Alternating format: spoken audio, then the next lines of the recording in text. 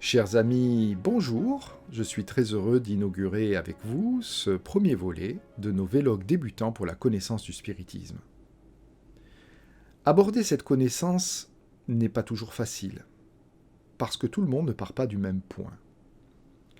L'esprit de ces vlogs est de proposer une connaissance graduelle, en essayant d'être à la portée de tous, que vous ayez des connaissances ou que vous n'en ayez aucune.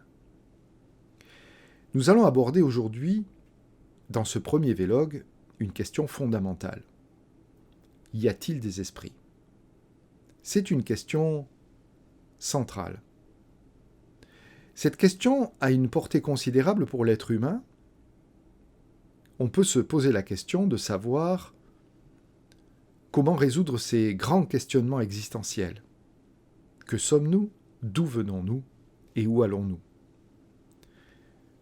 Depuis l'aube des temps, l'humanité se pose ces questions. Et aujourd'hui, grâce au spiritisme, nous sommes heureux de disposer d'un bon nombre de réponses. Mais où commence donc cette quête, ce cheminement important ? Eh bien, Allan Kardec nous montre la voie, puisqu'il illustre dans les livres qu'il a écrits le commencement de cette connaissance par une simple question. Y a-t-il des esprits ? Démontrer l'existence des esprits n'est pas une chose facile en fonction de votre positionnement actuel. Si vous êtes de confession religieuse quelconque, que vous soyez catholique, protestant, musulman, juif ou n'importe quelle autre religion, vous êtes déjà un petit peu en avance puisque vous avez déjà intégré des principes liés à la spiritualité.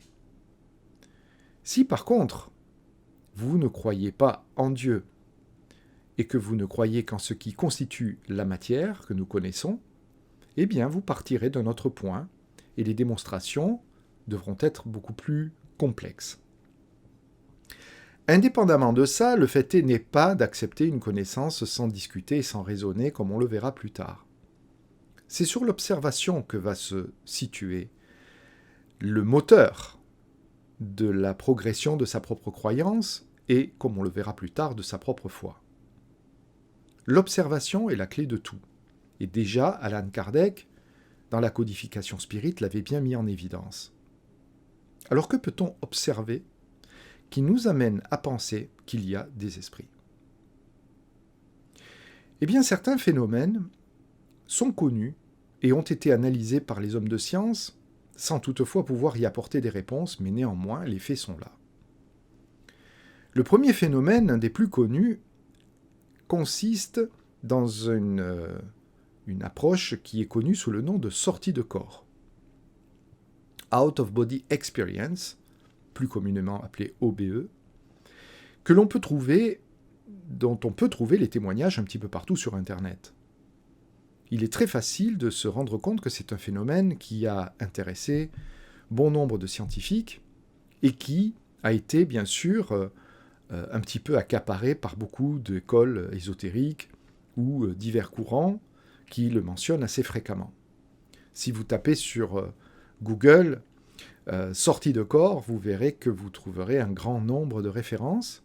Si vous le tapez en anglais de manière identique, et il est même possible de trouver des études très sérieuses qui ont été faites sur cette question. Alors qu'est-ce qu'on entend par sortie de corps ?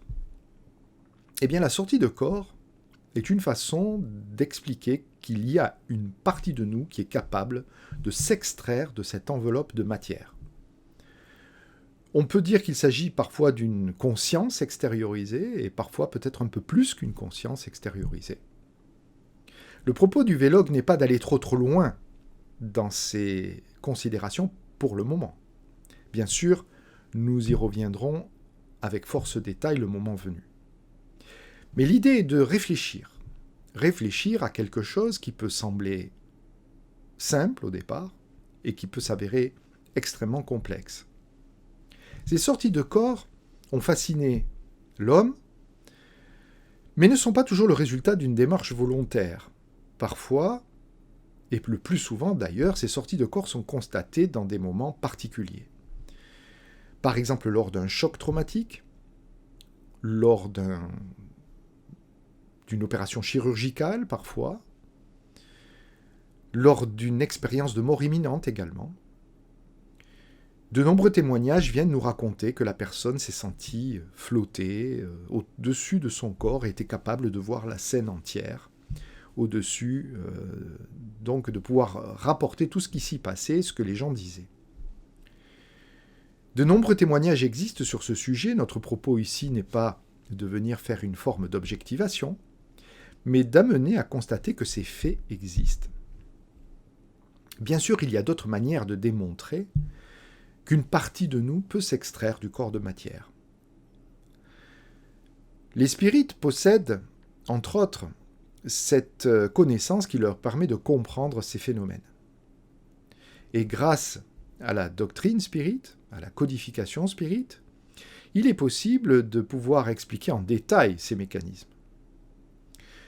Aujourd'hui, ce qui est important, c'est d'observer des faits. On remarque également, parmi les différentes possibilités, que certaines pratiques conduisent à une dissociation donc, de cette partie extériorisable. Une partie extériorisable, par exemple, lorsque on procède à un magnétisme intensif, il se produit alors certains phénomènes. Ces magnétismes intensifs, qui consistent donc à utiliser des techniques qui permettent d'envoyer une certaine quantité de ce fluide dans le corps d'un autre individu, provoquent parfois une dissociation, une sortie de corps, une extériorisation de la conscience.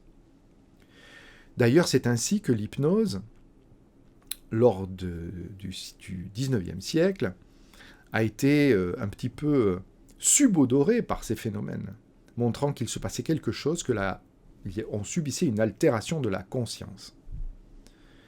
Alors, lorsque, évidemment, nous sommes en mesure d'obtenir des effets qui sont des témoignages très précis de ce qui se passe, on est obligé d'admettre qu'il y a bien une partie de nous-mêmes qui sort du corps physique. On a eu, par exemple, des personnes accidentées très gravement qui ont relaté la scène de l'accident, qui étaient capables de parler des conversations qui avaient lieu dans les différents endroits autour de la scène d'accident, ou des personnes qui étaient capables dans un hôpital de décrire les conversations dans une pièce voisine parce qu'ils étaient sortis de leur corps tandis qu'ils étaient dans un état proche du coma. Ces témoignages sont légion, chers amis, je vous recommande évidemment d'en prendre connaissance sur Internet, mais que finalement nous aide-t-il à déduire de tout cela ? Il nous aide à déduire qu'une partie de nous pouvant s'extérioriser du corps a des propriétés. Et ces propriétés, pouvons-nous supposer qu'elles soient la survie après la mort du corps physique ? La vraie question, c'est avons-nous une âme ? Nous avons tous entendu ce mot. Ce mot a une connotation particulière en fonction de votre culture et reste quand même une question importante. Est-ce que ce qui sort du corps est une âme ? Est-ce que notre âme est dissociable de notre corps physique ? Et si le corps physique meurt, est-ce que cette âme survit ? Et si elle survit, peut-elle conserver son individualité ? Donc vous voyez, ça fait quand même un petit cheminement pour nous amener à la question « Y a-t-il des esprits ?» Si on considère que les âmes sont des esprits, cela pourrait effectivement expliquer beaucoup de choses.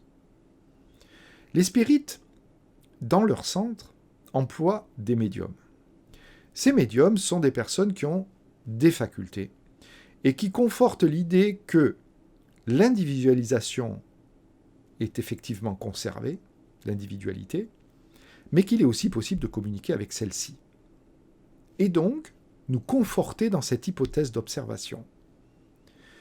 Bien entendu, il y a des possibilités différentes. Comme par exemple certaines formes de télépathie qui pourraient faire penser que une personne dotée de cette médiumnité pourrait en fait capter les pensées de quelqu'un de présent, et non pas d'un esprit. Nous aurons l'occasion de revenir sur toutes ces questions lors de vlogs ultérieurs, mais ce qui est important, ce sont les faits. Et ces faits laissent plus penser qu'il y a bien une partie de nous-mêmes qui est extériorisable que l'inverse. D'autres penseurs l'ont senti, puisque déjà avec Platon, par exemple, avec Socrate, il était aussi question de quelque chose qui était séparé du corps de matière, notamment dans le cas de la médecine, et que lorsqu'on parlait de soigner le corps, on parlait aussi de soigner la totalité, c'est-à-dire aussi cette partie que nous appelons esprit. La question est donc posée en ces termes, chers amis. Le spiritisme est une science d'observation. Et l'observation nous donne des présomptions suffisantes pour pouvoir le penser. Et la médiumnité, en rentrant un peu plus en détail, nous le confirme d'une façon irrécusable. Y a-t-il des esprits, chers amis, est la première marche de ce long escalier que nous allons monter ensemble ? Évidemment, nous irons beaucoup plus dans les détails dans de futurs vlogs. Voilà pour cette première question fondamentale. N'hésitez pas à nous commenter, à poser des questions. Nous serons très heureux d'y répondre lors de vlogs ultérieurs. Je vous souhaite une bonne méditation sur ces questions et vous dis à très bientôt pour les prochains vlogs.